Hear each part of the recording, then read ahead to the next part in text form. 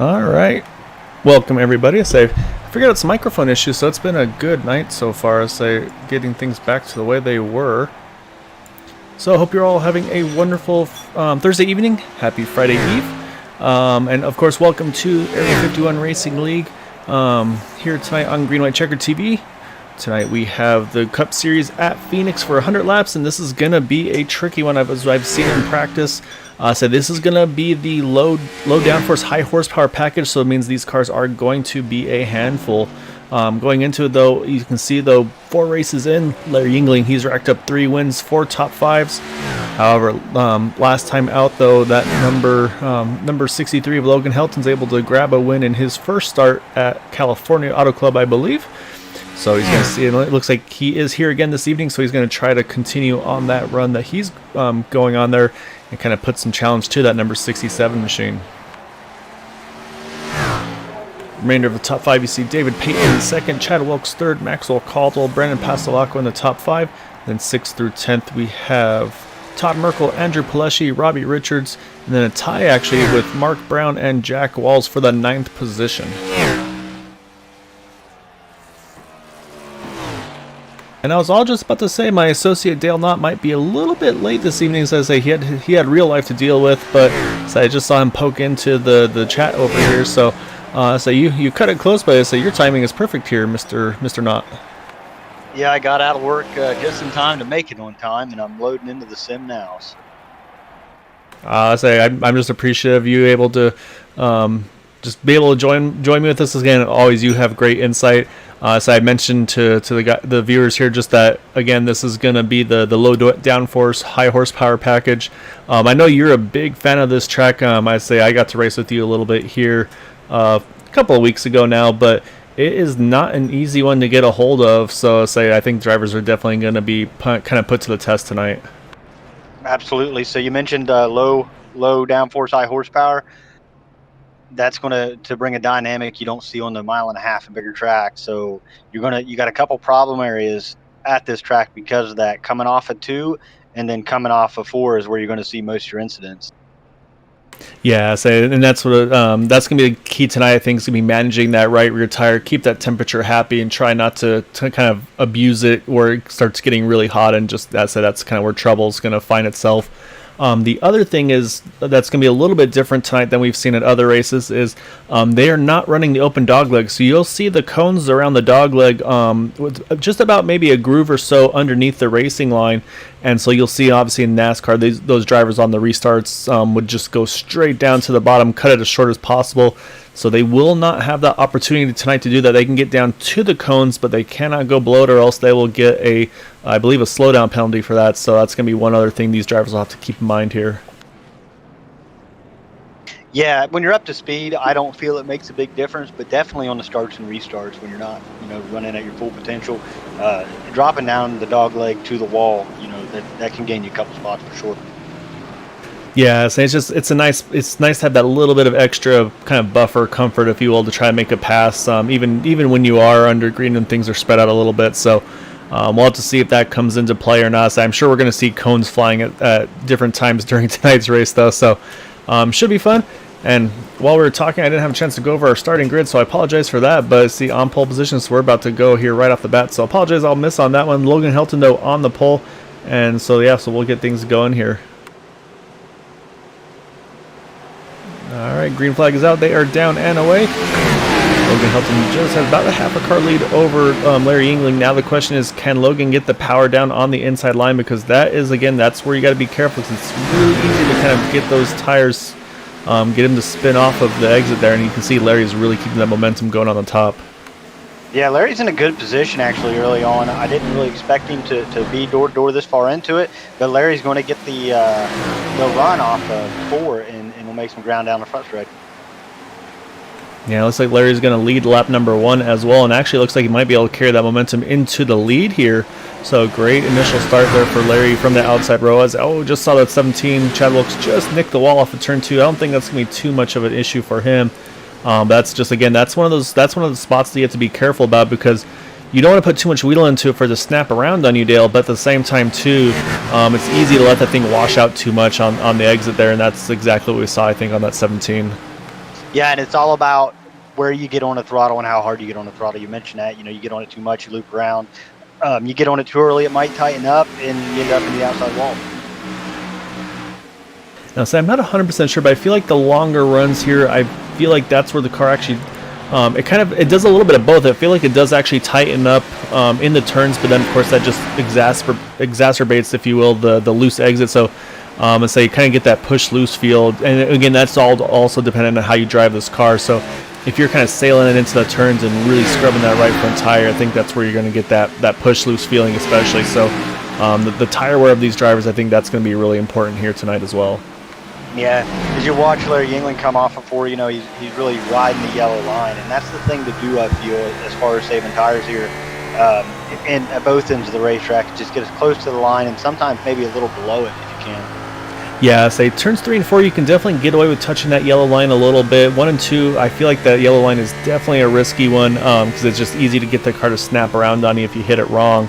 But I say and like you said, that's kind of what I would do. I would try to hug the yellow line, maybe cheat it a little bit as it felt like it was tightening up, and try to get that little bit of looseness into it. So you had to be careful on that one as well. But right now, though, so these top two aren't really getting away, though. Andrew Pleshy in that third position there.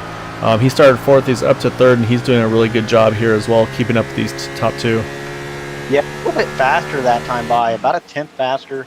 And that's it, we're 6 laps in, so there is some tire fall off already, about 3/10 from their fastest laps. Yeah, and fall off is gonna be a big thing. I mean, I say it won't be in effect here, I don't think. On the strategy side of things, there are no tire limits, but we have seen in other series where they do have the tire limits in place that it actually plays a big role. If you can have an extra set of tires towards the end of the race, it just completely changes your potential outcome of the race finish, because you just have so much more pace than those guys that are on even maybe 15 lap older tires.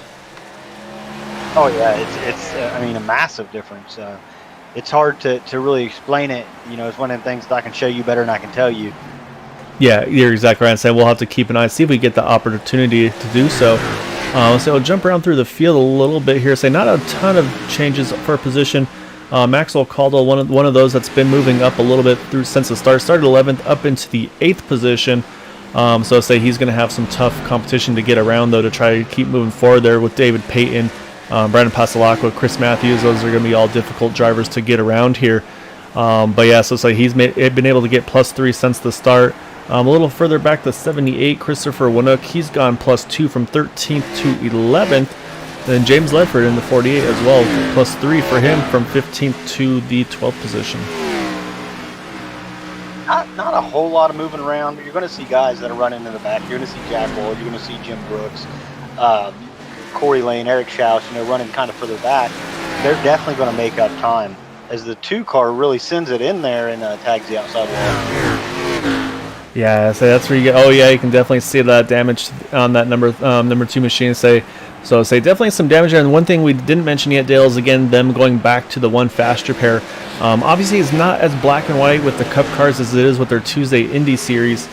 These cars, you might be able to get away with saving that faster pair later on. Just get the damage fixed manually, see how it runs later on, and then save it for that later point in the race. So hopefully Jason's aware of that, and he'll be able to kind of make that adjustment as necessary. So it looks like I think that was a 79 Ted Decker Jr. Looks like he got a little bit loose off of turn 4 there. Yeah, what we've seen in the finale for the league that you and I race in is if the car's up to speed, aerodynamics aren't going to play a role. The guy who finished second in that race didn't have a front clip on his car, so I'd be saving that fast repair until I absolutely needed it. Yeah, I think that's definitely the right strategy to go with there. Jump back over to James Ledford. He's now battling for I think it's for the 11th position, trying to get around Nicholas Winook, which would give him +4 since the start of the race for him. You can see, though, Nicholas able to keep the momentum again up on the top. I think James also cut him a little bit of slack there on the entry. Didn't want to overdrive it.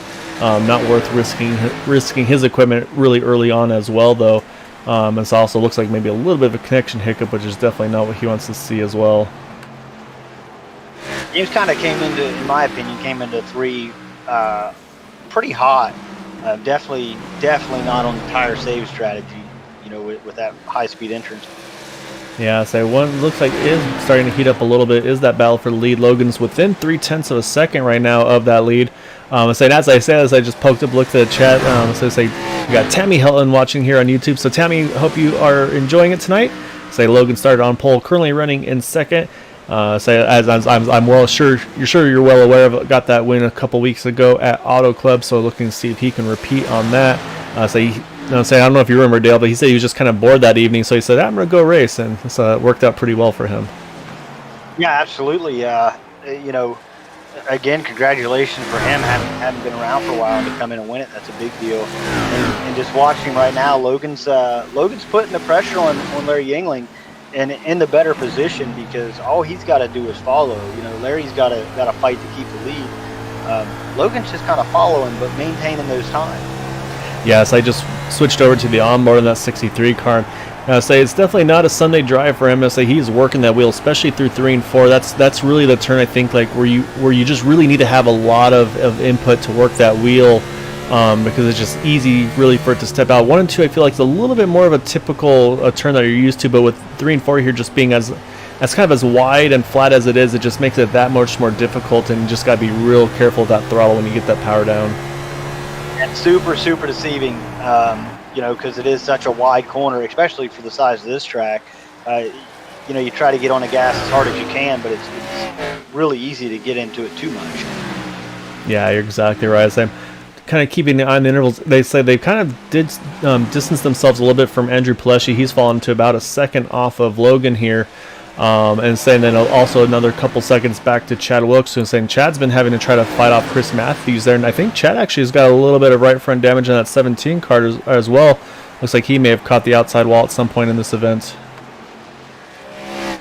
Yeah, we're coming 18 laps into it. These guys have already fallen off over a second, roughly. So you can see how big the tire fall off is. We keep talking about it. But when you compound this by a 40-50 lap run, like they're going to be quite a ways off their initial starting pace.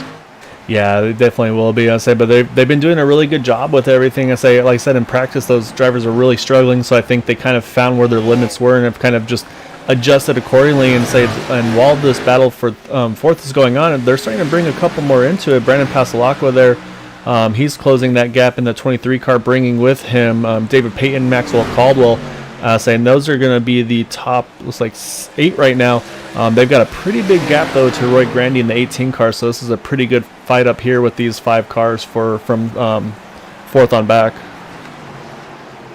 Still, you know, being very respectful, giving everybody room, especially like I say, 20 laps into it, these tires, they're starting to feel the tire wear. But definitely going to be able to gain some ground and do something here because the times are starting to match. If you look back there at that group, you know, 27.8 Max Caldwell, the third place driver Andrew Pileshi 27.8 as well. Yeah, so I switched back over to the lead because Logan Hilton is on that rear bumper of Larry Yingling, trying to pressure, I think, Larry into a mistake. I think Logan knows how difficult it's going to be to make this pass here, even with this being a short track. So I say you can see just gets right up to him, almost looked like he was about to touch him there in 1 and 2 here. You can see he takes a little bit of an arc there. He kind of widens the exit there of 3 and 4 there and try to get that arc down to get a good momentum. But Larry did a really good job getting back on the power there and able to hold that position still. Logan kind of diamond the corner a little bit, not uncommon here at all. I'd like to see him get a little closer to that outside wall exiting too. To me, that's where you gain the ground. But it's a very, very fine line from, you know, getting close enough to capture that speed to actually being in the outside wall. Yes, and that's exactly where I would be too. I would just be too nervous. I actually see Logan there catches a little bit of apron. I think just got too close. You can just see how the car just washed up from that. And that's the risk there is when you kind of are so tucked in close to that car in front of you that you kind of just, again, you just lose your marks that little bit. And again, just that little bit makes such a difference here. And with that, you know, the visibility, this is a narrow racetrack. So if you're right on somebody's bumper, I mean, you really can't see much of what's going on in front of you. Yeah, and while we were watching this battle here, I'm going to jump back because Chad Wilkes, I think he may have said, okay, it's go time because he has now ditched those guys behind him and saying he's running lap times comparable with these top 3 in front of him. So you can see he's put about 2 seconds on, I believe it's now David Payton. in that 38 car. So it looks like these guys have all been able to sneak around the number 92, Chris Matthews. Brandon Pasalacqua trying to do the same as well here, but you can see the gap, though, that 17's been able to put on the rest of those guys. Really hasn't fallen off as much as a lot of the other drivers here. About a second and 10th maybe. But yeah. when you look at leaders, you know, look at Larry Yingling. Like, I mean, Larry's, well, I guess he's down. Yeah, almost a second and a half. Yeah, say next thing that's about to come up here for our leaders is lap traffic. Looks like they're going to catch the first one. Is going to be that the 10 of Corey Lane in 24th. So this could be a part where actually, as I say that, I saw the 2 car have a moment there, and he just gets to the bottom just in time there. I think there may have been contact with our leaders because, yeah, you look at the back of the 67 car, Larry Yingling. I think he had to check up pretty aggressively there. I think Logan Helton may have got into the back of him, just wasn't able to react in time to it. So I'll try to hop on board here and take a better look at it. You can see on the 67 car, you can see the dented in back end of that 67 machine. And then on the flip side of things, let's say if we jump over to Larry's car here, you can see, yeah, the nose is pushed in just a little bit on Logan Helton. So I think they were reacting as I think I saw that number 2 car have a moment in front of him. Everybody reacted. I say again, Logan's been tucked up so close to Larry that just didn't have enough time to react to, and unfortunately got into the back of him a little bit. Yeah, I don't think really it's going to affect either one of their times a whole lot. The thing that concerns me though is that the front end damage Logan Helton is his, you know, oil and water temperatures. Yeah, so he's going to have to keep an eye on those temps, make sure that they're looking okay, and say definitely slowed him up a little bit, but it looks like it's kind of evened out now because Andrew Palesci, I think he's now in that group with that lap traffic. And so you see his lap time, it's actually, he was about half a second slower than the leaders, I think, just trying to work his way through this group here. Yeah, it's tough because, I mean, this is a tough place to handle. You're trying to work around lap traffic. Maybe they're not performing, you know, be it the car or the driver, just not performing where they feel they should. As it looks like Logan's coming to pit lane. Yeah, you're right. Logan's hitting the pits now.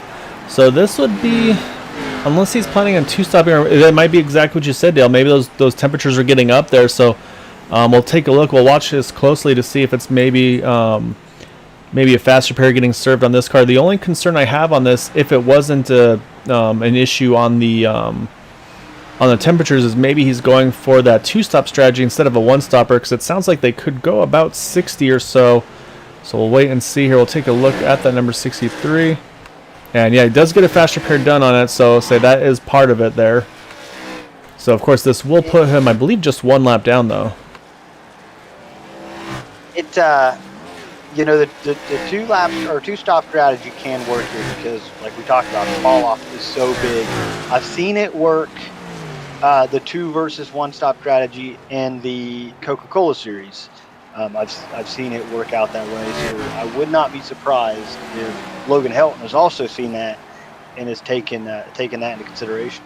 Yeah, so there's definitely a couple potentials of the reasoning behind it, so we'll definitely have to keep an eye on him. I say right now, we'll jump back over to him and say, unfortunately, I say he's come out right in a big group of cars right now behind the 23 Brandon Pasalacqua, so he's going to try to make quick work of him. As I say that, you saw Chris Matthews get really loose off of 2. Luckily, he's able to get around him. Probably didn't lose too much time, but you can see, though, he's got about 5 or 6 cars in front of him, all pretty close together, so it's just going to make life that more difficult. And say, I'm sure, of course, to be hoping for that clean air right now. Talk about Chris Matthews. You know, this is a guy who races all the time. You know, he dedicates a few nights a week and runs officials, runs pretty much every car at every track. You know, dirt, road, asphalt, it doesn't matter. So a lot of skill. Happy to see him running up in the 7th. Yeah, so he started 6th, running 7th, so pretty steady run for him. I said we didn't talk about. I said we have talked about Maxwell. Haven't talked about him lately. He's now up into the 4th spot, and so he's not too far away. I believe. Trying to look at the intervals here. Looks like about just over a second or so from Chad Wilkes, about 2.5 seconds, I believe. So also a really good job by him as they started 11th and all the way up to 4th here. Again, right now on lap 34, all green flag runs so far. Yeah, and Max's times are matching the leader. Not going to gain a whole lot of ground, but he's right there where he needs to be as far as pace. Yeah, Chad Wilkes, though, actually was about a 10th up on Larry Yingling that last time by. But of course, as I say that, though, Larry puts down a monster lap. That 67 goes about 2/10 quicker than everybody else. So either hit his marks right or just says, you know what, I'm gonna start pushing a little bit more here. And then also actually the only other driver in the 28 ones was that number 92 of Chris Matthews. So say still some pace in that machine as well. And look at Logan Helton out here with fresh tires. This is the big difference, running. Where's he at now? 26.8 that last time. So a huge swing between the fresh tires and the 36 lap old tires. Yeah, almost not quite 2 seconds, but I mean, what's that, a 1.6 second difference there? So definitely closing that gap. Let's say obviously the first goal here is for him to get. He is in the lucky dog position, so that's kind of goal number one. Now the next goal, of course, is going to be get that lap back just in case. Of course, you never want to see a yellow, but one thing I am going to jump over to is that number 18 of Roy Grandy. I don't have a very good way of showing you guys on track, but this man is all alone right now. He's got about 5 seconds to the car in front of him and about 4.5 seconds to the car behind him. So he's got completely clean track all around him. So all he has to do right now, he's just he's kind of in his own little pocket here. So say life's pretty good, I think, for that number 18 Taco Bell car. Watching there, he did kind of get loose coming off. I think he's figuring some stuff out. It's a long race, 100 laps. It's very taxing, but you have the opportunity to learn a lot about the car and the racetrack. Yeah, say one thing as we were talking about that, Logan Helton has just gotten that lap back from the 67 of Larry Yingling. So Larry's going to come around here. We're going to have 62 to go at the line.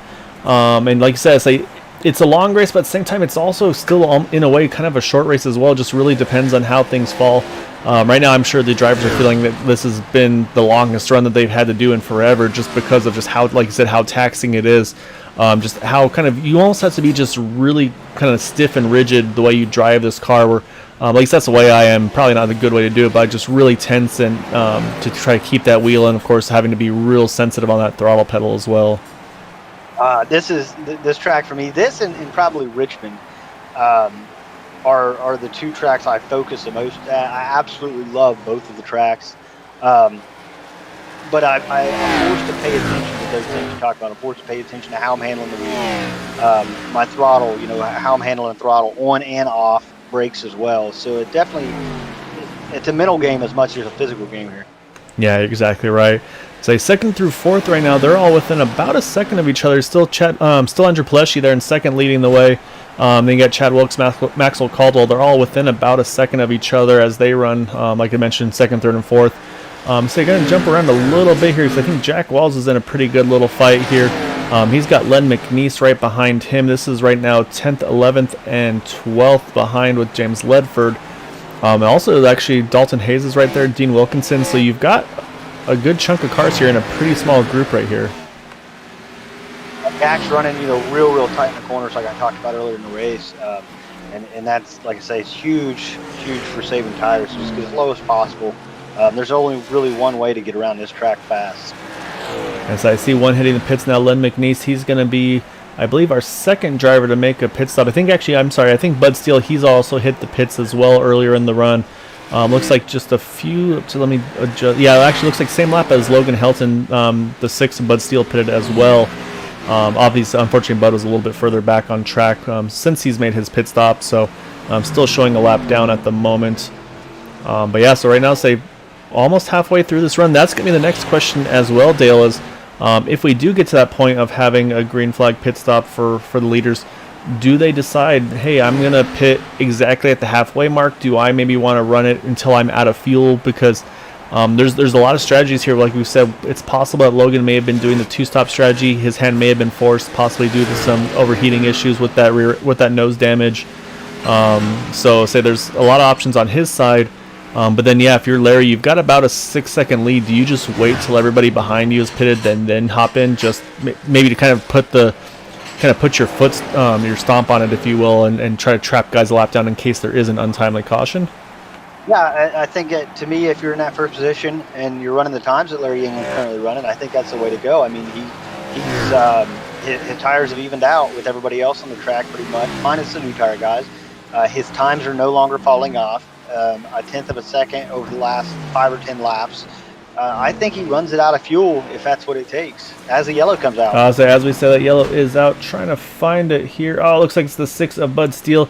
He was one of those that had pitted earlier. Let's go ahead and take a look, see what happened to Bud here. I'll say, like I mentioned though, Dalton Logan was able to get back onto the lead lap, so he will still be able to be up here with the leaders. And actually, it looks like, say, what you see here, you see the 48 gets extremely loose through turns 3 and 4.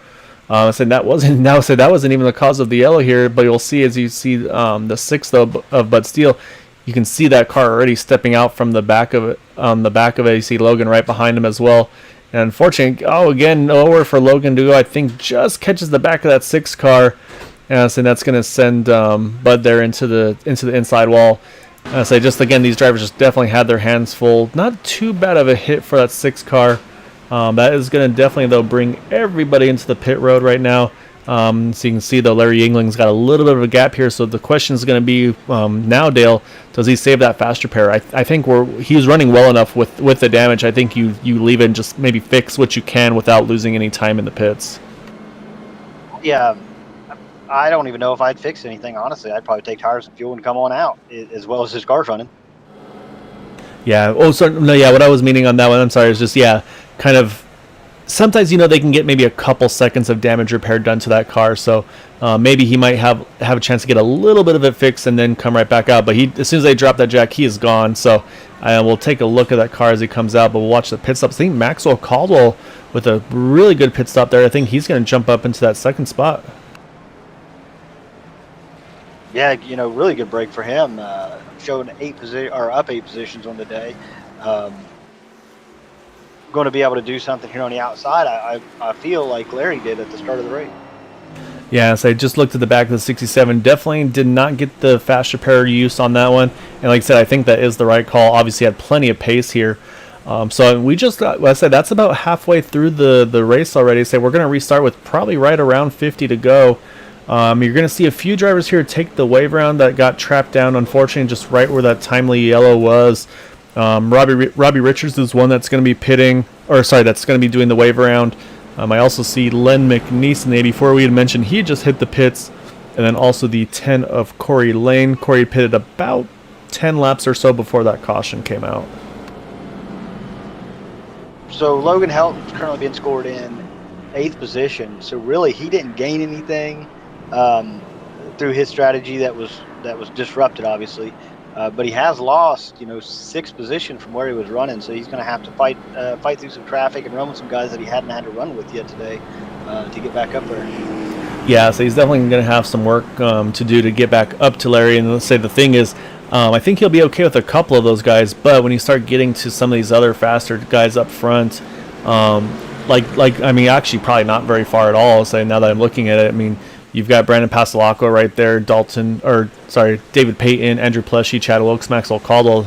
None of those are going to be easy drivers to get by that are all starting in front of him here. Oh, absolutely. It's definitely going to be tough. I think he understands that. He's starting on the outside too, not favorable when you're that far back. You want to be on the bottom. But we watched him get up there and run and manage his tires well, so hopefully he can continue that on. And say before I get in trouble with Rachel, I also got to mention Eric Schaus from 20th to 10th so far in this one. Jack Wall is right in front of him, 19th to 9th, so plus 10 for both of those drivers there. Like we mentioned, Maxwell Caldwell as well, 11th to 2nd. So some pretty big movers here as we're about to get this race restarted with looks like we're going to restart with 51 to go here.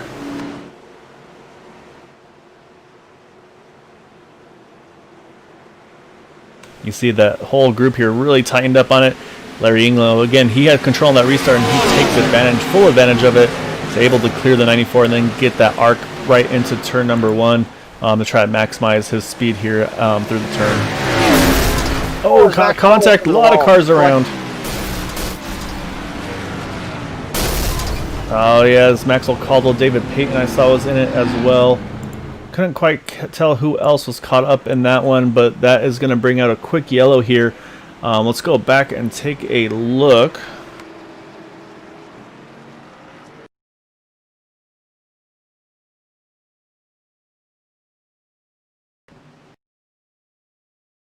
And this is something we see often, I'll say, just with the cold tires, and again, just the way these cars are, it's really easy.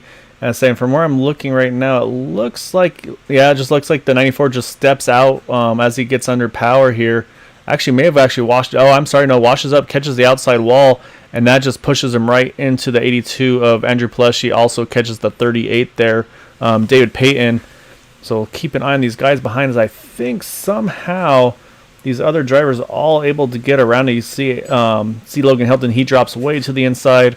You see all these other drivers taking quick avoidance as well. So I think actually somehow pretty much just 3 cars involved in this one. Great job, great hands and reactions by everybody else. We'll need to take a look at Andrew Pileshi, see how that 82 car is looking, because he did have a little bit of, looks like a little bit of right side damage to the 82. But I think at this point in this race, I think track position is probably going to be where he wants to stay out and leave that damage as it is for the moment. Yeah, and speaking of track position, you have the 79 of Ted Decker Jr. going around everybody as the Lucky Dog recipient. I'm going to put him back on the lead lap. Yeah, that puts Ted back on the lead lap, and that's also a huge break for those drivers that just took that wave around. That's going to give them all a chance now to pit. I say now they don't have to have those older tires. They'll be able to pit here and take brand new tires. Get right on sequence with everybody else as well. So we mentioned how important those tires are. So definitely a big break for them as well.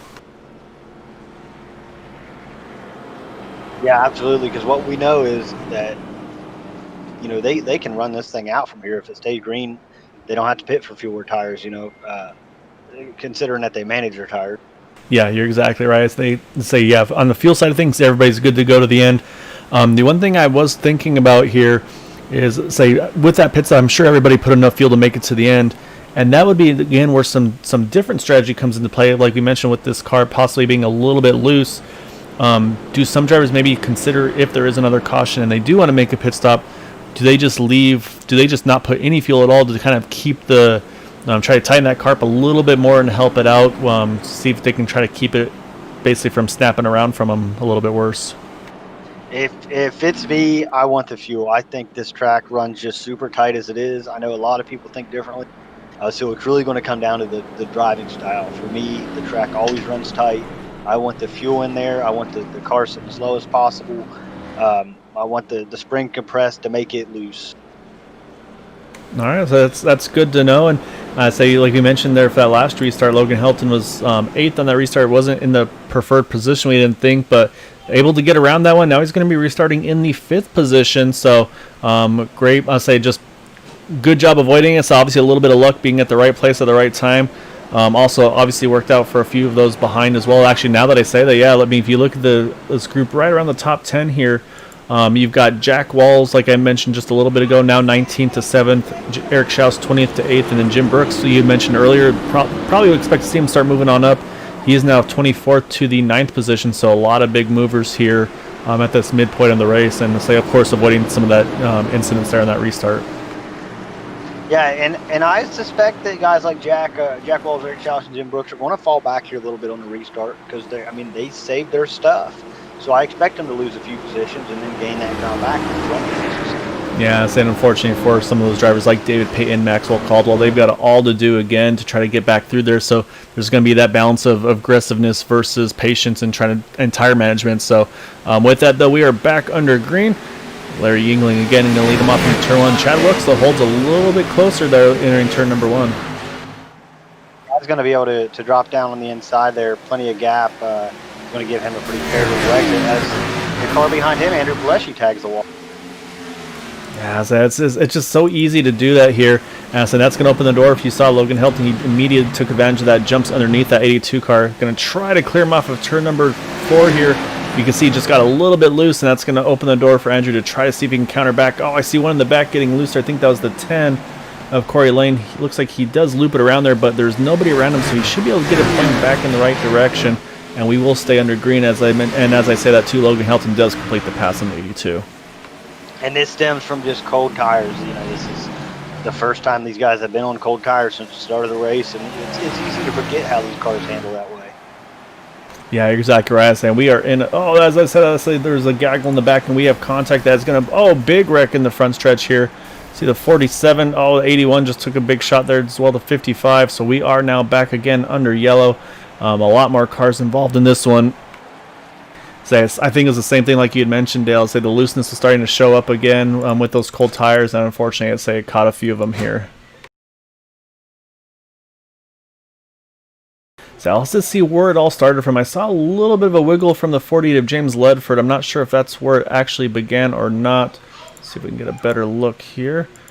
Oh yeah, you can see James. Looks like James gets loose, and I think there's just a chain reaction behind them. Dean Wilkinson, and then the 47 there of Dalton Hayes. They get together, and then unfortunately, just the track just pretty much becomes just blocked, and so Bud Steele, he makes contact with the 55. Looks like the 84, he does a good job of getting through, as does the 2. So actually, as I say that, they're coming up on the 6 with a pretty high rate of speed there. A little bit of contact. But then, yeah, unfortunately, some of those drivers a little further back there. We saw the 81, Todd Merkel. He got caught in it as well. So, yeah, so I think just again, so you're halfway through the race. I'm sure the aggression probably picking up just a little bit, trying to gain what you can here early on. And here's we just talked about those tire strategies. That was just a couple of quick restarts, but drivers already heading right back into the pits here. Yeah, I mean, and these are our front runners you're talking about. Pretty much everybody, barring a couple. One thing interesting though is Bud Steele did not pit. I believe he used his fast repair from that last incident. His car is in rough shape now. So you'll take a look. Looks like everybody is hitting the pits there.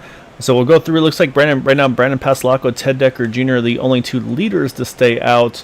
I believe I just saw, yeah, the number 2, I should say, Jason Bridges. He gets the wave around, so he's going to get back onto lead lap. And I think I saw some tire strategy here because I saw a few drivers move pretty far forward up through that pit stop cycle here. So we'll take a look at that as well. Because if I am looking at it correctly, yeah, I am. So you see Eric Schaus now. He's showing right behind Larry Yingling. So that's going to put Eric up into 4th. And I believe also Roy Grandy, if I'm not mistaken. He had a 10-second pit stop. So I think Roy as well did some strategy there in that number 18 machine. And then also David Payton in the 38. He was in that previous incident. Looks like he also had an 8.7-second pit stop. So he went ahead and took 2 tires, I believe, to move himself up a little further as well.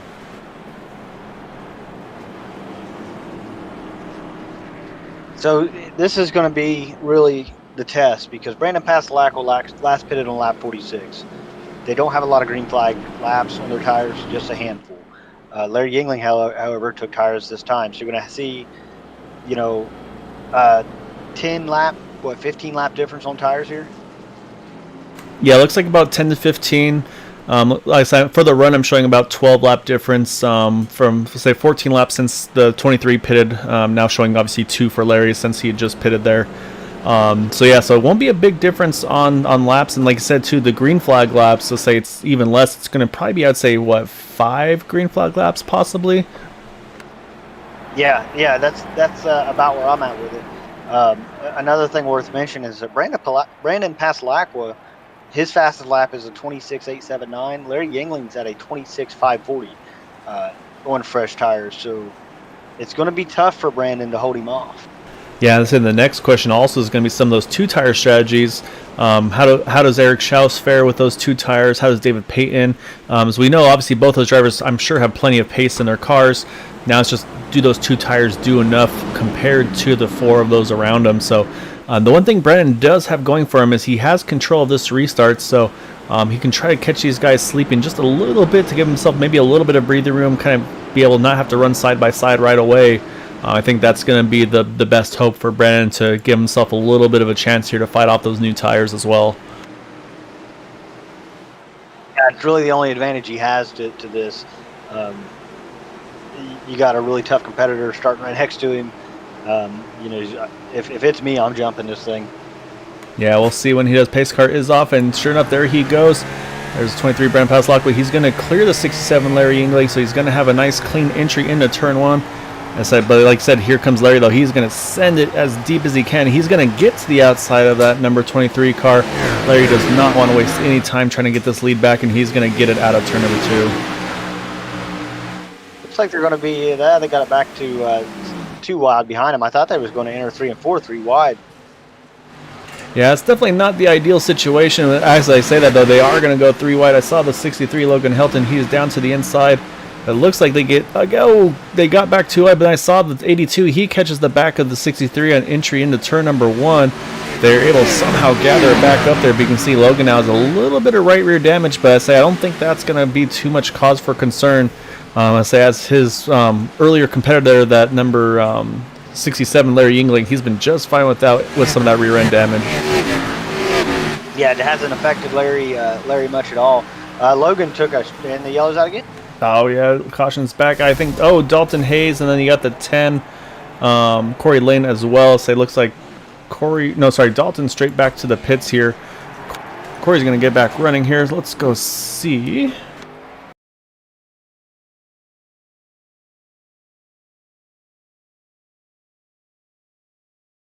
Take a look here. Not sure if there's anything in front of him or not. If again, this might be just the cold tires. And yeah, as soon as he looks like the 47 really gets aggressive on the throttle, probably also try to pinch it down a little bit as well, trying to get around that 55. And just nothing he can do. It just loops around on him. And you see Ted Decker Jr. there, Corey Lane, they just don't know really where to go. And unfortunately, just contact between the two of them. Ted does a really good job, actually, though. He still is able to pretty much keep off the 47 completely, even with that little bit of contact there. So I think Ted's going to get away with that pretty well. And then just a little contact at the very end between the 10 and the 47 here. So now they did a good job. I mean, oh, you're good. Go ahead. Say nobody really panicked. They saved a lot of cars from getting damaged. As it looks like Robert Richards retired. Yeah, looks like you're right. The 12, he's retired there from that one. Oh, is he still on track? One thing I'm a little surprised about, though, the 23, I kind of thought Brandon might decide, okay, that didn't work, I'm going to go ahead and pit. But he's going to stay out here, still hold on to that third position. First in the pit's going to be the 82 of Andrew Pileshi. I said that might be because of that nose damage that we saw. It also actually has a little bit of rear end damage as well. So possibly, it looks like he's going to get that fixed on its own, or maybe just wants some fresher tires. We'll have to wait and see. But definitely a little bit of rear end damage on that 82 machine as well. And also got to mention, beneficiary of this caution is going to be the 81 of Todd Merkel. Todd's going to get back onto lead lap in his Ford Mustang. So that's going to bring us back to 19 cars onto the lead lap. So those that are still a lap down at the moment are Len McNeese in the 84 car, Corey Lane in the 10, and Bud Steele in 6 is 2 laps down. But we mentioned his car has some pretty heavy damage. You talked about Brandon Paslak staying out. I feel that if he pits and takes fresh tires, yeah, he's going to have that fresh rubber, but he's also going to be starting in 19th, and that's a lot of real estate to make up. Yeah, it looks like Andrew definitely is trying to get that damage repaired. He just say leaders are just about to come up on him. He's going to drop the jack and go now. So 82 definitely getting some damage repair. Almost about a minute there in the pits, getting as much damage as he could repaired. I say what he might be able to do here too is if he can hustle around here, take the tires back off, and then just hop back in, try to get as much as he can repaired again here. We'll wait and see if he does so or not. Looks like he's going to stay on track, though. So, we got like I mentioned, some of those drivers that got that wave around the 81, he's going to hit the pits here. And so, I think our running order has been shaken up again a little bit here. Eric Schau still holding in 6th there with those 2 tires. I think he's lost about 2 spots since the restart.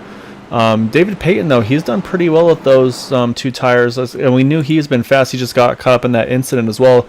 He's in 4th now with those 2 tires. So let's say we'll have 4th place and 6th place on 2 tires. And then again, the 23, I should say, in 3rd place of Brandon Paslak. He's still on those slightly older tires than those around him. Then pretty much everybody else here is on 4 fresh tires. Yeah, I'd like to see him get a good heat cycle in to see how the 2 versus 4 strategy works out. I haven't been able to do that yet. As the cautions happen and all that, guys will start, giving each other room because everybody wants this thing to go green. So it should slow down here a little bit. Yes, I mean, we went about half that race green. It's had a little bit of that caution look this last couple of restarts here. And I think, again, that's just we're about halfway through the run, so probably a little bit of aggression there as well. So we'll see. Like you said, some of these drivers are going to kind of regroup. Like, all right, let's settle back in here. So hopefully they're able to get it back to some green flag racing. We're going to restart 32 to go. So yeah, so I mean, we're already in the last third of this race here, so we'll see what these drivers are able to do. Larry, though, got the lead on that restart, so now he's going to try to take advantage here and use that to his advantage. Jumped out to a big lead there when he on the restart, having trouble talking. Yeah, so again, enough to say if you can get enough to clear that car behind you and then kind of get that arc in and be able to get the power down, that's really what you want to have happen, and he was able to do so. I think the battle is going to be just behind him here, as I think we're going to see probably not too long here that 63 Logan Helt is going to definitely try to find his way to get around the 23 of Brandon Pasalacqua. Was able to get by the 38 of David Payton, and so now wants to get that job done and try to chase after these top two.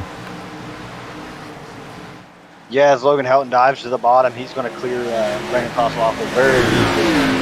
I can't tell who that is behind him. Is that David Payton? Yep, that's David Payton with the 2 tires on the inside. He's going to try to get that job done as well. Oh, as I see it, I saw a little bit of contact possibly. I think Eric Schaus may have just gotten to the back of the 23 car. Somehow Brandon's able to hang on to it. That's stacked him up behind him. Now you see Nicholas Winook trying to take advantage of that. His teammate, you also saw the 18 there, Roy Grandy. He snuck by there up top, so he's able to take advantage of that position as well. So, say at this point for that 23 car, he's probably thinking, he's like, man, if I had pitted, I'd be about in the same spot anyway now. Yeah, especially after that, running back where he is, just burn a little bit of those rear tires off, saving that car. Not even saved, by the way. Oh man, just had a moment there. I was watching in the background, Maxwell Caldwell kind of try to squeeze the gap a little bit again. Maxwell's also trying to regain positions. We've kind of lost him in this chaos. Looks like he gave a little bit of a hip check there to the 88 there, Michael Spell. Michael able to hang on to it though, so stay green though. But yeah, I think the aggression is definitely starting to pick up a little bit here. Yeah, it's a good battle back there actually. You got Chris Matthews fighting with Jim Brooks. Mac Caldwell's in the mix. A really good battle going on. Oh, we got caution back out here. Looks like the 79 Ted Decker Jr. So it doesn't look like too much damage, at least on the right side of the car. Left side looks still a little bit of left side damage possibly. That's going to put us back under yellow here. As I have a feeling it's just going to be that turn number 4 probably that bites again. Let's take a look here. We're watching this again, and you can see actually his lefts are just under the yellow line there, and I think that was enough to start getting it to step out a little bit on him. And also you can see he's underneath that 84 of Len McNeese. I think just the combo of those is just enough to get that thing to step out. And you can see as soon as he tries to get the power down while trying to get underneath the 84, nothing he could do. Almost had it saved there, but then once he catches the wall, just throws the car off to the side, and nothing he can do. So that was where that damage came from, to the left side of that number 79 machine. So unfortunate, but the important part for him is he's still on the lead lap, so that's going to still help his cause. So he'll be able to get that damage repaired and be able to get back after it here. Beneficiary of this should be actually the car he was trying to pass, the 84 of Len McNeese. As looks like nobody wants to. As I said, that 2 drivers are going to stay out here under this most recent caution.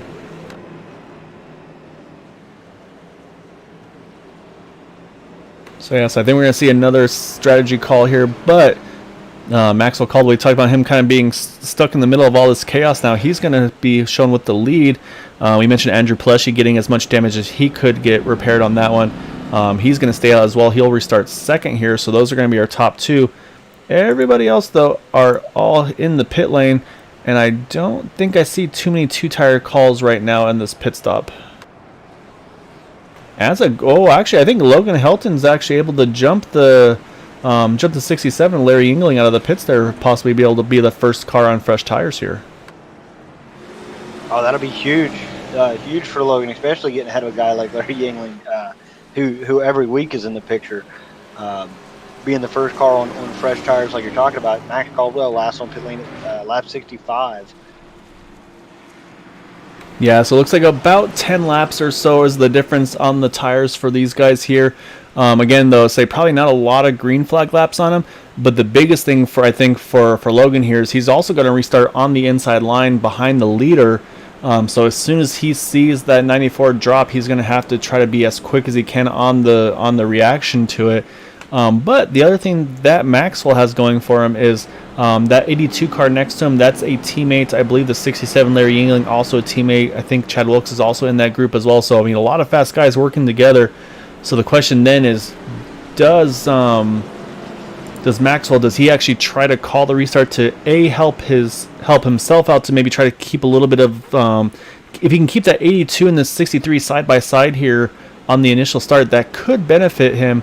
But at the same time too, he has to be careful, because let's say you don't really want to give any advantage to someone like Larry Yingling or Chad Wilkes, because they're on slightly fresher tires than you, and yeah, it's going to be tough to hold those guys off, especially with the slightly older tires.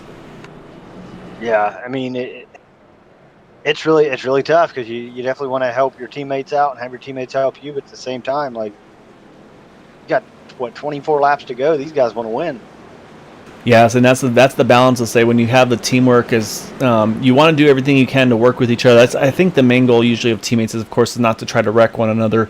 But at the same time, like I said, if you're in this position for Maxwell, you're kind of stuck, I feel like, between a rock and a hard place, because if you get a really good restart and leave the guy behind or next to you out to dry, you got a clean entry into one, but then you've probably got Logan Helton right, kind of just breathing down your neck right away. Whereas if you can maybe keep the 82 and the 63 side by side, that might be where you can actually then have a little bit of an advantage if you can clear that 82 still. Yeah, Logan's going to he's going to be able to put the power down earlier coming off too, so he's going to have the advantage. So they got to stay door to door. That's what Matt Caldwell wants to see, bottom line, as he goes early. Yeah, he's able to get that clear. And I say actually does a really good job, because you can see now those two are still going to stay side by side. So now it's all about if Logan can clear the 82 or not. And it looks like you said it's exactly what's happening is Logan is able to clear. Oh, you see Eric Schaus spinning to the infield there. See if he's able to keep it pointed in the right direction. He does not. It does get loose enough on him where he does unfortunately slide a little sideways to bring that caution back out. So I'll say Maxwell's still going to hang on to the lead. But now he's going to have a new company on his outside, which will be that number 63 of Logan Helton.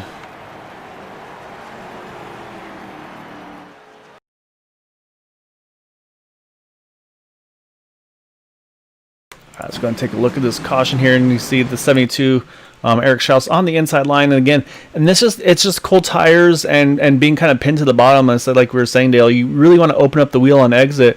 But you can see he's having to try to hold off that the 38 there of David Payton, and as soon as he gets the power down, the thing just starts to snap around them. You can see already full opposite lock there. You can see those right side tires pointing as far as they can go, and then just about catches it. But then unfortunately just the grip goes the wrong way, and just overcorrects just a little bit there, but no damage. Just doesn't touch the wall, just slides through the infield here a little bit, brings out the caution, but no harm, no foul really to that 72 car. It looks like it's still in pretty good shape, and probably just needs a fresh set of tires and get right back after it here. Yeah, another thing too we talked about, it's the high horsepower, low downforce package. Not something they run a lot, in comparison to the mile-and-a-half tracks and all that. I think some of that comes into play when you come to places like Phoenix, Richmond, Martinsville. I mean, you can name all these tracks, but the lack of downforce is something that really takes some time to get used to. Yeah, and so it's actually perfect that you brought that up, because something I actually meant to bring up and I hadn't had a chance to yet. And this is gonna be a tough stretch for them, because we have Phoenix tonight. Next week we're at Iowa. It's another short track. It's going to be the same thing, low downforce, high horsepower. Following that, it's going to be Richmond. So you've got 3 short tracks in a row here, and then just to kind of add a little bit even more fuel to the fire, the next race we'll have a couple weeks off for Thanksgiving or for Christmas and New Year's. The first race back of the new year is going to be at Darlington. So this is definitely, I think, the toughest stretch of this season by far, with these 4 races, with Phoenix, then Iowa, then Richmond, then Darlington. Yeah, especially coming out with Darlington. Car's so fast there, and I feel it handles amazing. But it's just one of those tracks. Like, I don't care how good you are at it. I don't care how good your car's handling. It's one of them tracks that luck plays too much of a role. Yeah, and I say that obviously the nickname, the track Too Tough to Tame, Lady in Black, and all that. So I mean, you Yeah, you race the racetrack there. So if you got something that's coming up on you, if you basically have to hope that they're going to roll out of it in the straightaway, let you by, because if you enter that turn side by side, there's a good chance one of you isn't going to make it through that turn unscathed. Yeah, absolutely. So yeah, so I mean, this is gonna be a tough stretch. These next 3 races, all of course, all back to back here before we get to that Christmas break. So they're gonna have a lot of practice with this low downforce, high horsepower package, because that's what they've got these next 3 weeks with these 3 short tracks in a row. Say kind of the, I believe I can't remember what series it is in NASCAR. They kind of had that little short track kind of segment where you run a bunch of short tracks in a row. So kind of got that going on here at Area 51 as well. Yeah, but it's nice. It breaks it up for these guys. Every short track's different. Every short track race is different. So it's not, going around to the cookie cutters every week. Yeah, so I think Iowa can put on a really good show. I think that's definitely one that I'm gonna be looking forward to, because that's a fun track to race at. I'll be excited to see how they can go there. So you mentioned you enjoying Richmond. That's one of my Achilles heels. So hopefully they're able to do a little better than I am, as we're about to get back to green, and we're gonna restart here with 18 to go.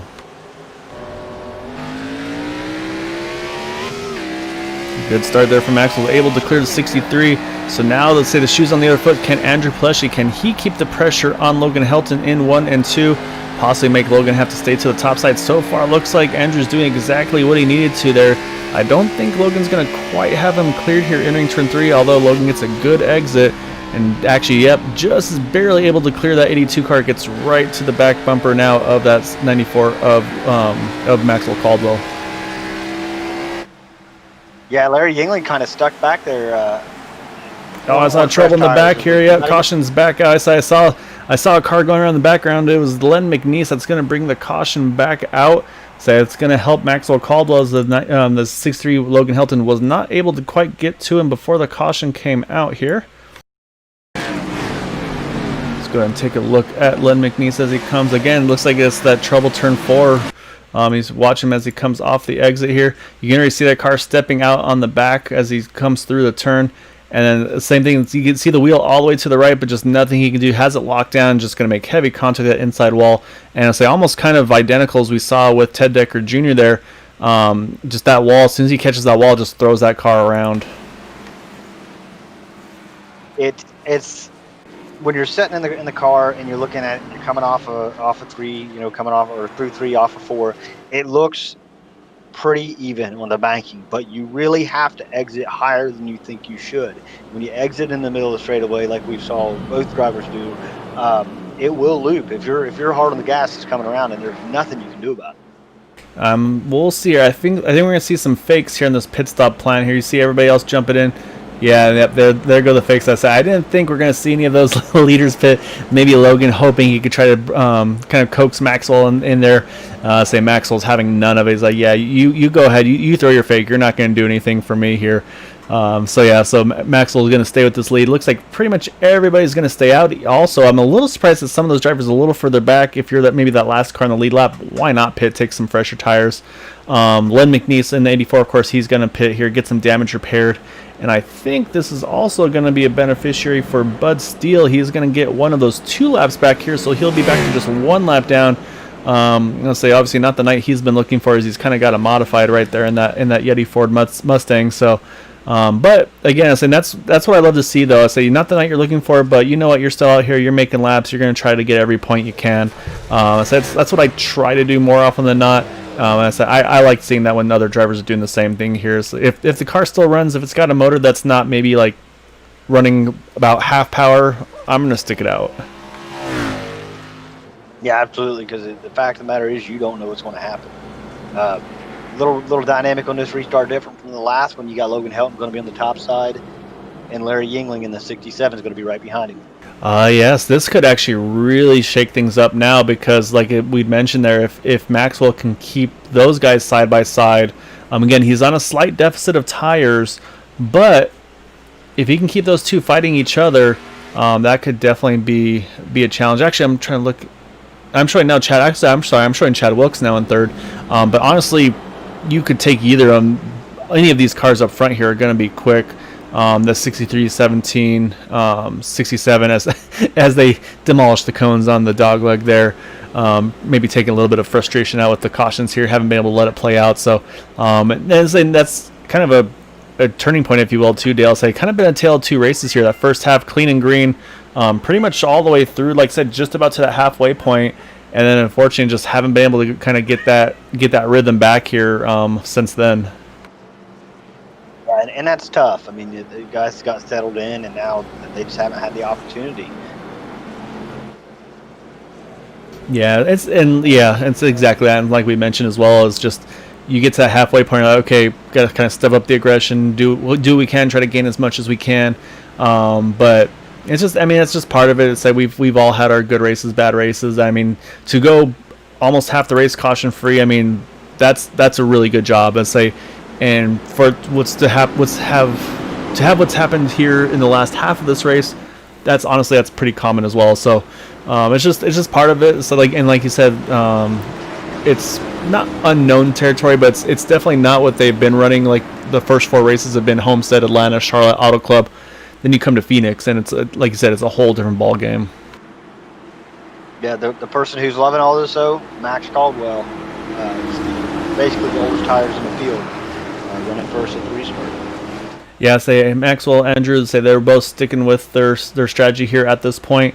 So say he's going to try to see what he can do. He's going to drop the hammer again on this restart. Again, just able to clear Logan Helton, but he's now going to have a lot of pressure, I feel like, from that number 17 of Chad Wilkes. So we'll see if he's able to kind of hold this lead off, because now Logan Helton's under fire here from that 17. As a little bit of wiggle in the back there. It looks like they're able to hang on to it though. But Chad Wilkes is able to grab that second spot. And then we've also got the 67 of Larry Yingling. He's trying to take that spot as well here. Yeah, Larry's going places. Made some big moves there. Racing Logan Helton there for third position as they go down into one. And he looks like he might didn't quite get under the 17. Yeah, it was closer. Almost contact between the two of them. Say Logan's going to have to try, I think, to keep Larry pinched to the inside line. Make Larry kind of have to risk the kind of getting that loose on exit on throttle when you kind of got to keep your car pinned down here. And also, what you see, Logan's almost able to get to the outside corner of that 17 car. Looks like he just about does get that quarter panel to him as we have 10 to go. So now side-by-side here for the second position. And like we were talking about, that side-by-side battling, this is exactly what Maxwell Caldwell needs to have happen here. Yeah, and 2 times in a row, Chad Wilkes been able to hold off Logan when he tried to make the pass on the outside. Yeah, it's been close. There's no question there. So now you see Logan, he's tucked back in behind the 17 car. You saw Larry looked like he wanted to peek to the outside. Couldn't quite do anything with it there. So now the question is, though, can Maxwell hold these 3 off behind him for another 9 laps? It's going to be tough because, I mean, they're right, all 3 of them right in a row. Maxwell's bumping, so it's definitely going to be tough if Logan jumps down in the dog leg and doesn't quite get under the 17 again. Oh, Logan gives a little nudge to the 17 on the entry of 3. Looks like he backs off to let him regroup there and gather back up there. Again, I think that's just aggression, trying to get everything you can here. But yeah, so that's going to, again, give just a little bit of a buffer to Maxwell there with that little bit of a contact. Able to let the 17 gather back up, but it doesn't take long. Chad's right back onto that gearbox of that number 60, of the 94. Yeah, and he's going to stay there. He's going to try to keep pressure on Maxwell Caldwell as they come into 3-4. Hoping that he makes a little mistake. The tire fall off isn't such that they're able to just walk around him like you might see. They're all driving hard, as it looked like all 3 of them came off of 4 sideways. Yeah, I saw a lot of wiggling there out of turn number 4 for all 4 drivers there. I mean, you can see there Maxwell does a really good job there. He holds it to the inside. Oh, slight contact with the wall for the 17. Doesn't look like it hurts him too much. But he's, again, just those little things here going to still keep Maxwell in contention here for this win. Yeah, really holding his own. It's impressive. Yeah, so just like you mentioned, wonder if the difference in the tires, if that's come into play. Oh, again, you see the 63 try to get underneath the 17. 17 shut the door there, so Logan's trying to find a way around, but right now, Chad's, I think, trying to play offense and defense here, and right now that's definitely a tough place to be. Yeah, it definitely is, as they all still nose to tail coming off for definitely if you're both Chad Wilkes and Logan Helton, because we haven't mentioned him in a couple laps, but Larry Yingling back there is just waiting for something to happen. Yeah, I'm still watching from the back of this 94 Maxwell Caldwell. I saw Larry jump to the inside of Logan. Logan did the same thing. Now he's having to play defense on Larry Yingling. and that's been able to give that 17 just a little bit of breathing room, and now Larry's able to get to the inside of that number 63 car. So right now, I say Logan again doing everything he needs to do here, or sorry, should I say Maxwell doing everything he needs to do here, as now the 17 Chad Wilkes, he's going to send it into turn number 1. You saw Maxwell try to block it a little bit, washes up a bit here. That's going to open the door here for Chad Wilkes coming out of turn number 2. Really, really hard race, and nobody's given an inch. The only thing I can say is super exciting to watch. It really is. You see now Chad overdrives turn 3 just a little bit. Now Logan's got to the inside. They are just inches apart. I was going to say, I don't know how they didn't make contact. They do. Somehow, though, Chad's able to hang on to it. Now let's see if Logan can clear him. This has given Maxwell a lot of breathing room with 3 to go. But again, we'll have to see. Now Logan's got some fresh air in front of him. He's going to be going for it for all he's worth. Yeah, he's going to have to go quick as you know, there's about a 0.3 of a second gap there. Yeah, I say Larry's still fighting with the 17 as well for that now for the 3rd position here. So we'll watch the lap times as well and see how they're looking, and say it's about a 1/10 of a second or so. I think Logan was quicker than Maxwell. Actually, not even quite that. Oh, contact between the 67 and 17. They keep it straight somehow. I say it's going to hurt the 17 more. Actually, it looks like Larry's going to hang on to that 3rd position. For the moment, I should say, because here comes Brandon Pasolaco, but I got to jump back up to this battle for the lead, because I say they're coming right now, coming to the white flag this time. And I say, actually, Maxwell, he's holding pretty steady here. I say, even with those slightly older tires, I kind of thought we might see Logan eat him back up here, but I think that the tire difference, like you mentioned, I think it's kind of equalized here. Is actually, yeah, Logan catches the wall a little bit off of 4. Yeah, he's got no choice Or but 2. to send it as hard as he can. But he's not going to make the ground. You know, Maxwell Caldwell's going to come around and win this thing. Yeah, Maxwell Caldwell's going to make the right strategy call and some aggressive driving to hang on to it as well. Looks like, and so Logan Helton will grab 2nd. 3rd is going to go to Larry Yingling. Brandon Pasolaco 4th. Andrew Pleshy 5th. Roy Grandy is going to bring it home in 6th. Fortunately, that late contact is going to move Chad Wilkes back to the 7th position. Then 8th, Jack Walls. 9th, David Payton. And running out our top 10 looks like will be Jim Brooks. That was an intense final few laps here at Phoenix for this fight for that win.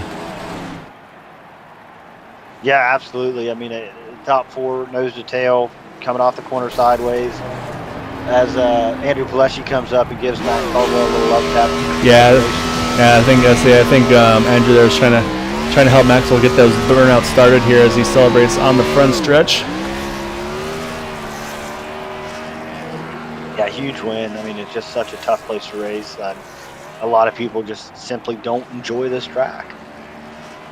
It's a tough one. As you see, here comes the 80 on Todd Merkel. I think may have needed to still complete his lap for the finish. Not 100% sure.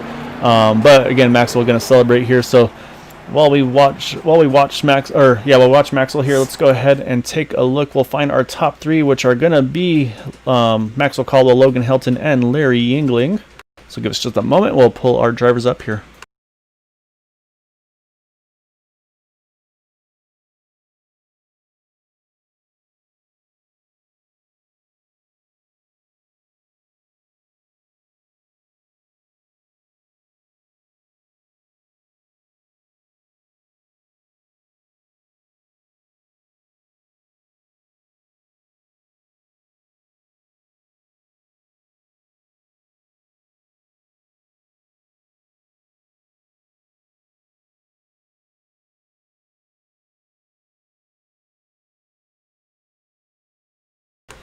Alright, so we're going to start with our 3rd place finisher. We're going to pull up that number 67 of Larry Yingling.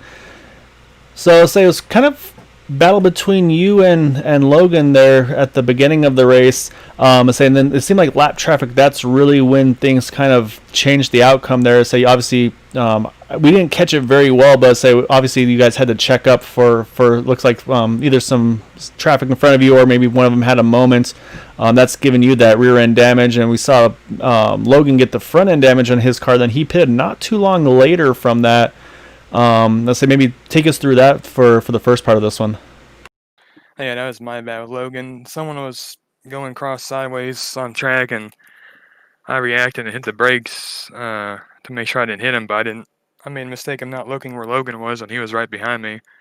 So that caused him to run into me and get radiator damage. But for the most part, it was a pretty good race, good long runs, and a lot of cautions at the end. Turned strategy over and just gave it away.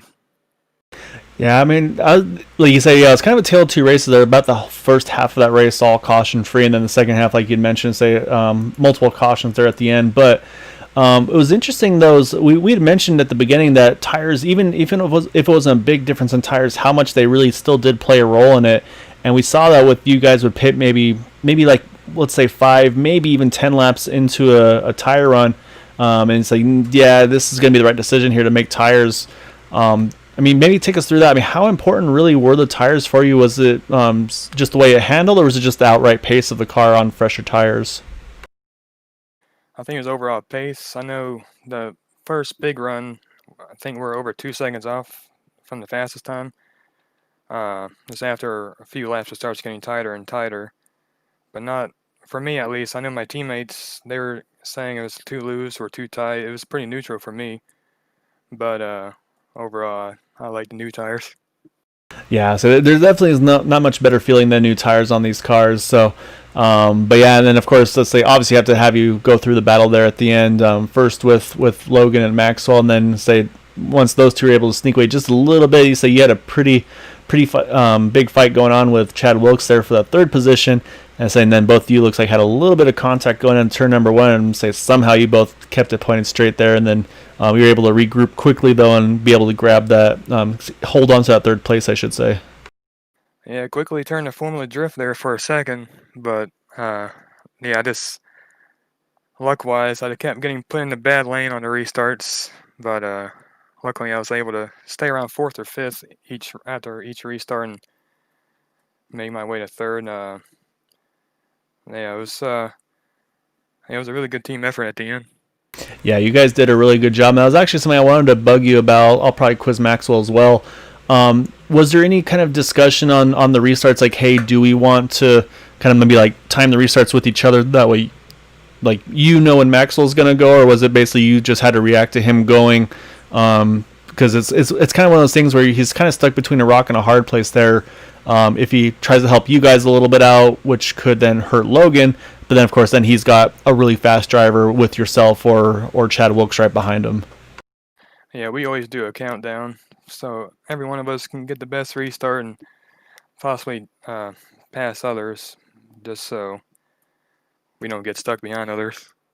Okay, so yeah, that was something I was curious about. So, yeah, I mean, again, a really good run for you tonight, Larry. Let's say, unfortunately, I'm sure the contact early on doesn't help try to obviously avoid the incident points and everything like that. But still, I mean, a great result there. And like again, also like you said, some great drifting to hang on to that third place finish here at the end. So, anything shouts you'd like to give for that third place tonight?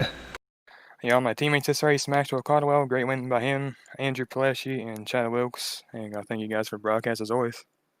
All right, great run, Larry. Say start off with the 4 wins in a row, I believe it was, and say you've got, I think now, a second and a third. So still got the podium streak going so far all season long. So great job, and I'm sure we'll be seeing plenty more of you. Thank you, sir.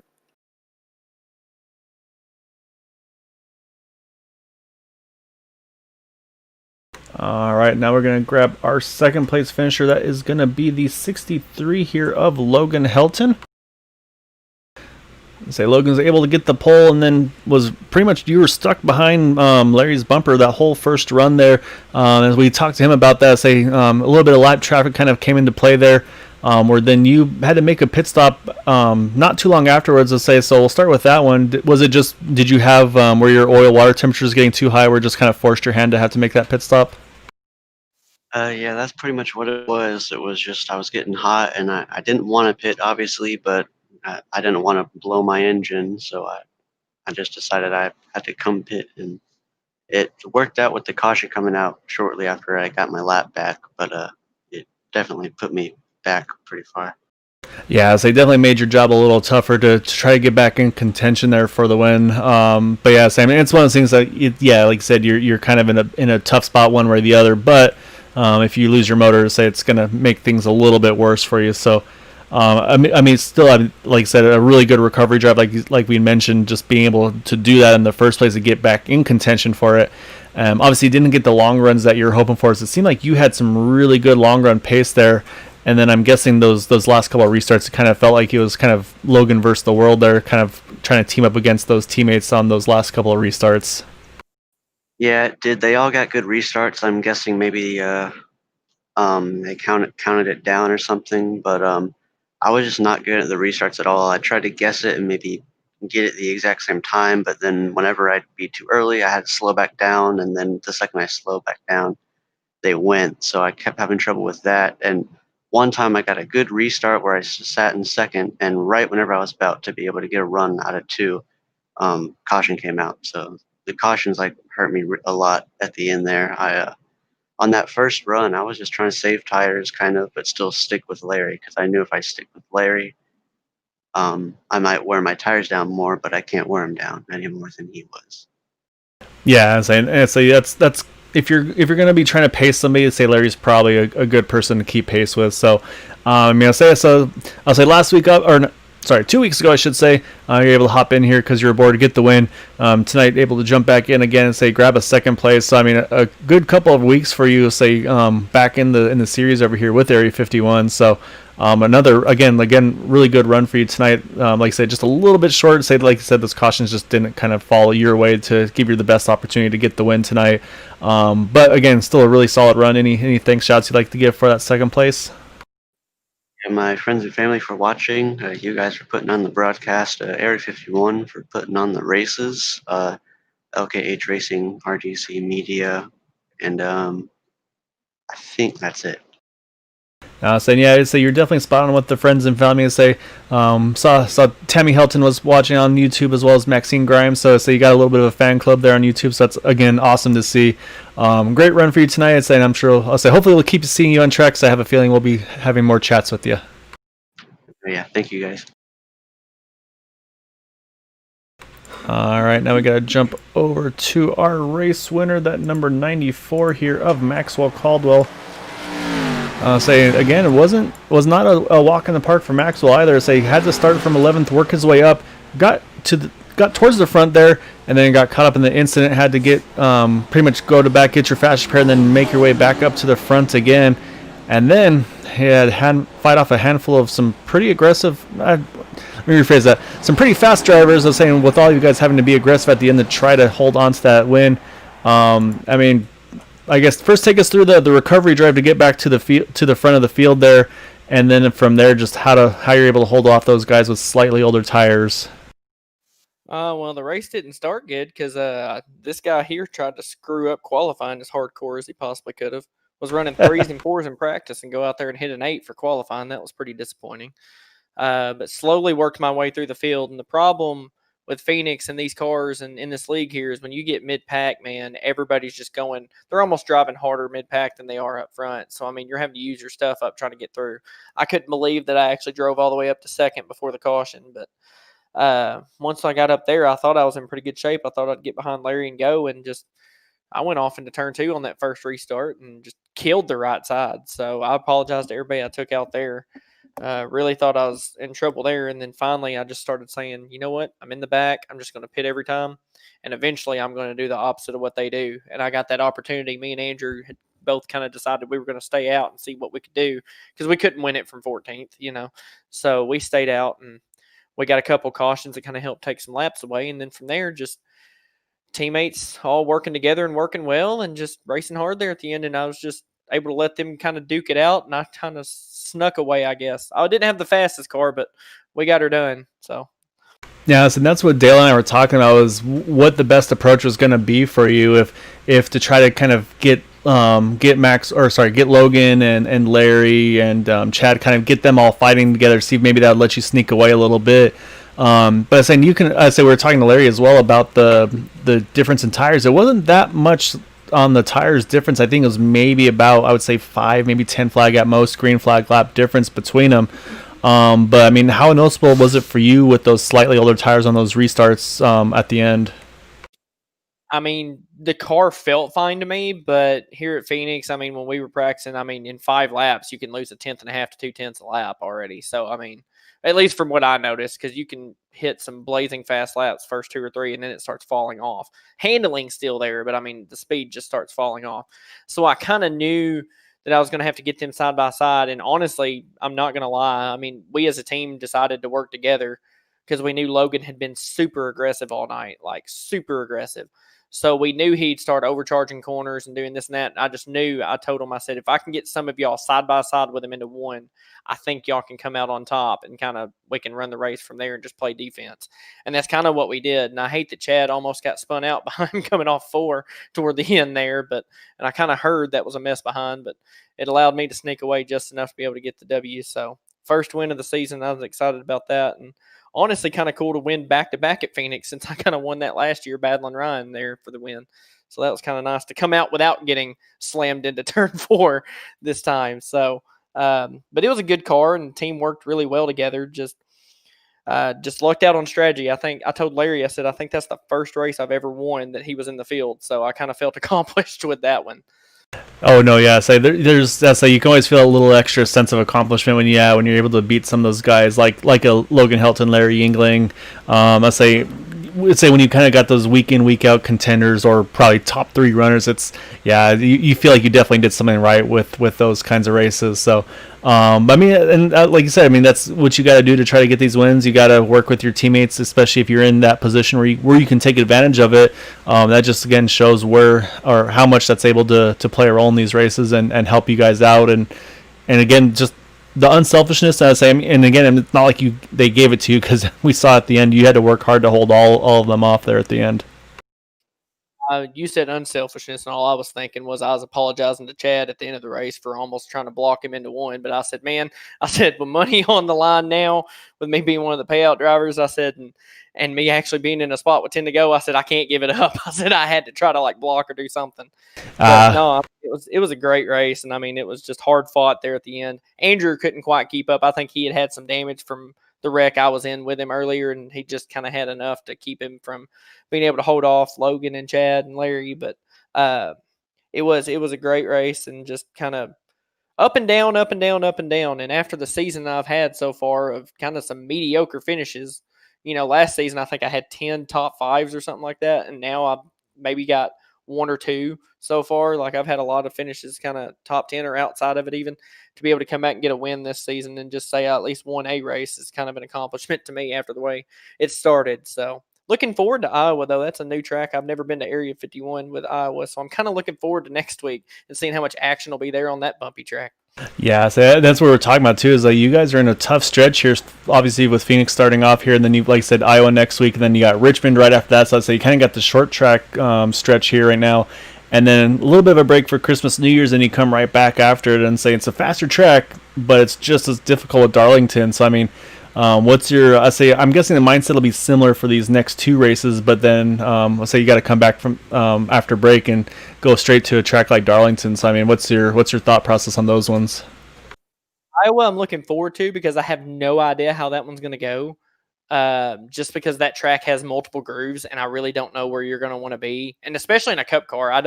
I've ran Cup cars there before, but just not often. So I mean, the track kind of was going. I expected to be very racy, but I could be surprised. It could be really tight or really loose. I don't know. Tonight's setup was kind of on the loose side to start. But what'd you say the track was after Iowa? Richmond. Larry's probably going to put on a clinic there at Richmond. I can probably predict, and I'll try to make a top 5 out of it, hopefully. But Darlington, I'm really looking forward to Darlington. For some reason, I've just got a feel there.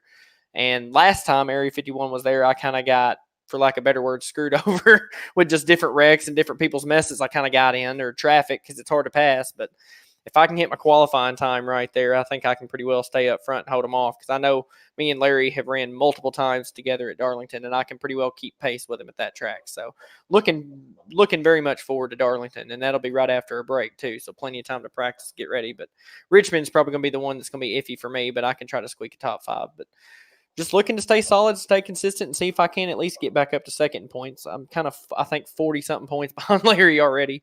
So I think he almost may already have this in the bag, but we'll see. I saw his last season he ran full-time. He lost a what was it, a 21 or 22 point lead to Ryan Kelly there for him to win the championship in the last race. So who knows? This season's far from over. We'll see. Yeah, so you never know how it's going to turn out with these races. Like I said, just could be bad luck. I mean, saying so many things in play too, where it's like, well, I mean, you never know. You obviously don't hope for it, but it's like connection issues, things of that nature. There's always anything and everything that can go wrong, and sometimes if it can, it will. So we'll have to wait and see. Hopefully it doesn't happen, and say be nice for you just to be able to try to beat him heads up. Obviously that's where most drivers want to be able to do as well. So that being said, though, before I let you go, anything shouts I'd like to give for pulling off this win tonight? Absolutely, just shout out to my teammates, man. They were the key to winning this race, and like I said, me and Andrew kept talking, and we were like, you know what, let's just do something different than these guys, because we knew Larry and Chad said they were pitting, and I said I can't beat them this way. So teammates just working together flawlessly up front to really get a 1, 3, 4, and 5, I think was the finishing order for us. So Logan got second, but other than that, the rest of the team kind of finished top 5. So that was awesome. Because other than that, me and Andrew probably would have been outside the top 10 just trying to fight our way to maybe an 8th or 9th place finish if we would have pitted with them. So shout out to the teammates for just an awesome job. Shout out to the league admins for just putting on what I think has been one of the cleaner and better seasons so far. Very, very competitive to start this season. I was kind of shocked at that. And just how clean the races have been for the most part. We had a few cautions tonight, but Phoenix, you almost expect that. But with as loose as the setup was, I was really impressed that a lot of guys were able to hang on and just fight as hard as they did. So great job on the league being able to put on an amazing event, and great job to you for the broadcast. And as always, just got to thank my Lord Jesus Christ for another day to live here and be able to race with you guys. So it's just a ton of fun, and it's just a blessing. So. It's always fun to be a part of it. So yeah, great job again, Maxwell. Like I said, on the cautions, there's not much you can say about those. I mean, it was just honestly just solo incidents. Like I said, just the new tires, cold tires, getting loose. I mean, that's just part of the gig for Phoenix. But again, awesome job. So I enjoy that win. Like I said, going to be some challenging ones here up the next couple of weeks, but look forward to seeing what you're able to do in those races. Yes, sir. Thank you very much. And thanks again for the broadcast. Doing a fantastic job yet again. I appreciate it. All right, as our race winner there, Maxwell Caldwell in that 94 machine. So we got to do, we'll watch that 94 go around and make some victory laps here. But while we do that, we got to pull up our final results. So I also have to apologize for not getting the results, or the qualifying results going on there. So too busy talking to Dale about what we were expecting to see. So Maxwell Caldwell getting the win over Logan Helton. Larry Yingling going to bring it home in the second position. In third, you've got, Logan Helton in second position, Larry Yingling brings it home in third, Brandon Pastelacqua in fourth, Andrew Pleshy in fifth, Roy Grandy brings it home in the sixth spot. In seventh, you've got Chad Wilkes. Eighth is Jack Walls from the 19th starting position. Ninth is David Payton. 10th, Jim Brooks from a 24th starting position, so good job by him as well to move his way up on through the field through the race. 11th through 20th here. You've got Jason Bridges started 21st, finishes in 11th, so great result for him as well. Also got Nicholas Winook in 12th, Michael Spell 13th, Todd Merkel, Eric Schaus, James Ledford, Dean Wilkinson, Len McNeese, Chris Matthews, and Ted Decker Jr. rounding out our top 20. The remainder of the field, some of those drivers did not have the nights they were hoping for. Corey Lane, saw him get caught in some of those earlier incidents. Bud Steele, as we saw as well, getting some of that damage. And Dalton Hayes wound up multiple laps down and retired because of the damage he had earlier. Same goes for Robbie Richards, unfortunately, in that number 12 in 24th.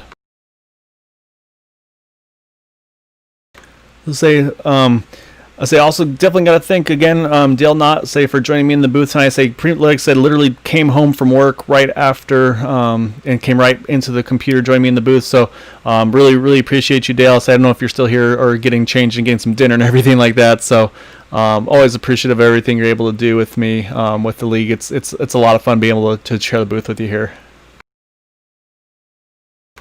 So with that, everyone, again, for myself, Gal Brooks, and of course Dale Knott, really want to thank you all for joining again. Happy Friday Eve. Hope you all have a wonderful evening. Hopefully everybody was able to enjoy their Thanksgiving break as well. We'll be back on Sunday night for the Super Speedway Cup Series. So until then, I hope you all have a wonderful evening. And as always, if you can, please try to stay home, stay safe, wash your hands, and have a good night.